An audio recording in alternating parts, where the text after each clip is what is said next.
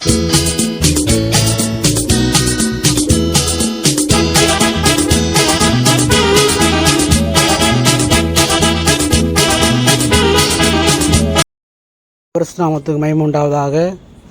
ஆண்டவரும் இரட்சகருமாகிய இயேசு கிறிஸ்துவின் நாமத்தினாலே என் அன்பின் வாழ்த்துக்களை தெரிவித்துக் கொள்கின்றேன். இன்றைய வேதவாக்கு தேவதூதனுக்கு கட்டளையிடுவார். 2 ராஜாக்கள் 6:17 வசனங்களில் இப்படியாக சொல்லப்பட்டுள்ளது. இதோ, எலிசாவை சுற்றிலும் அக்னிமயமான குதிரைகளாலும் ரதங்களாலும் அந்த மலை நிறைந்திருக்கிறதை அவன் கண்டான்.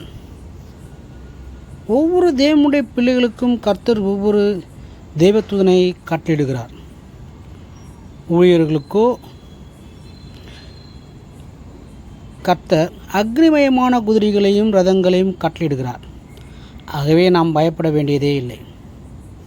ஒருமுறை சாது சுந்தர் சிங் சுவிசேஷ ஊழியத்திற்கு பொருட்டு திபெத்தில் உள்ள ஒரு கிராமத்திற்கு வந்தபோது அந்த கிராமத்தார் அவரை ஏற்றுக்கொள்ளாமல் விரட்டி அடித்தார்கள்.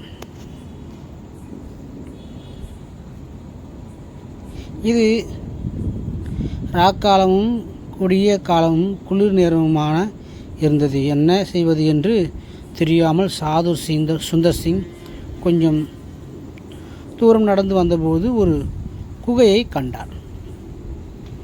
குகைக்குள்ளே சென்று படுப்பதற்காக வழி தேடிய போது திடீரென்று அந்த கிராம மக்கள் தடிகளோடும் கத்திகளோடும் கொடிய ஆயுதங்களோடும் மூர்க்கமாக அந்த குகையை நோக்கி வருவதை பார்த்தார். ஒரு நொடிப்பொழுதிலே சாது சுந்தர் சிங் நிலைமையை புரிந்து கொண்டார். அவர்கள் தன்னைத்தான் தேடிக்கொண்டு வருகிறார்கள் என்று, நிச்சயமாய் தன்னை அடித்து கொண்டு போடுவார்கள் என்று அறிந்து குகையின் உள்பகுதிக்கு போய் முழங்கால் படியிட்டு ஜெபிக்க ஆரம்பித்தார். மறித்து விடுவோம் என்ற பயம் அவருக்கு இருந்ததினால் தன் ஆவியையும் கர்த்தரிடத்தில் ஒப்பு கொடுத்து ஊக்கமாய் ஜெபித்தார். ஏறக்குறைய அரை மணி நேரம் அவர் ஜெபித்திருப்பார். ஆனால் யாரும் உள்ளே வந்து அவரை பிடிக்க வரவே இல்லை. யாரையும் காணோம். வெளியே வந்து பார்த்தபோது அந்த மக்கள் எல்லோரும் திரும்பிச் செல்வதை கண்டார். அந்த குகைக்குள் அந்த இரவு பகுதியை கழித்தார். நன்றாய் நித்திரை செய்துவிட்டு காலையிலே கர்த்தருடைய வழிநடத்துதலுக்காக ஊக்கமாய் ஜெபித்தார். குகையை விட்டு வெளியே வந்ததும் மீண்டும் அந்த ஊர் மக்கள் தன்னை நோக்கி வருகிறதை கண்டார். இப்போது அவருடைய கைகள் கொடிய ஆயுதம் ஒன்றுமில்லை, ஆனால் கூட்டமோ பெரிதாக இருந்தது. சாது சுந்தர் சிங் உள்ளத்தில் பயம் இருந்ததாலும் கர்த்தருடைய சித்தத்திற்கு தன்னை ஒப்பு கொடுத்துவிட்டு அவர்களை ஏற்றுக்கொண்டு வந்து அவர்களுக்கு எதிர்கொண்டு போய் என்ன வேண்டுமென்று கேட்டார். அதற்கு அவர்கள் சொன்னது என்னவென்றால், நாங்கள் நேற்று உன்னை கொன்று போட உறுதி பூண்டு வந்தோம். முழுமனதோடு கூட கிராம மக்கள் அனைவரும் நாங்கள் வந்தோம். உண்மைதான். ஆனால் உன்னுடைய குகையை சுற்றிலும் நின்ற அந்த மகத்தான மனிதர்கள் யார்? அவர்களிலிருந்து வீசின ஒளி என்ன? ஒளி அவர்கள் எந்த தேசத்தை சேர்ந்தவர்கள் என்று கேட்டார்கள்.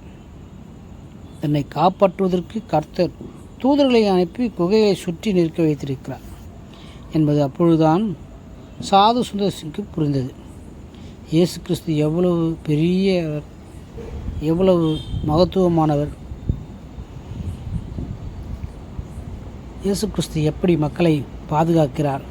அவரை நம்பி வருகிற மக்களுக்கு விலக்கிச் சொல்வதற்கு அந்த சந்தர்ப்பத்தை அவர் பயன்படுத்தினார். அவருக்கு போதுமானதாக இருந்தது அந்த சந்தர்ப்பம். கர்த்தர் தடைக்கற்களையும் ஏறிச் செல்லுகிறபடி படிகளை மாற்றுவார். பாருங்கள், சாது சுந்தர் சிங்கிற்கு வந்த மரண போராட்டமானது நல்ல ஆத்ம ஆதாயம் செய்வதற்கு அனுகூலமான வழியாய் மாறிச்சு.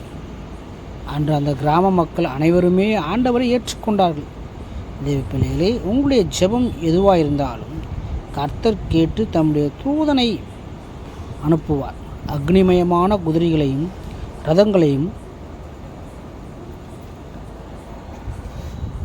கர்த்தர் நமக்காக அனுப்புகிறார். நாம் ஒரு நாளும் அதை மறந்து போகவே கூடாது.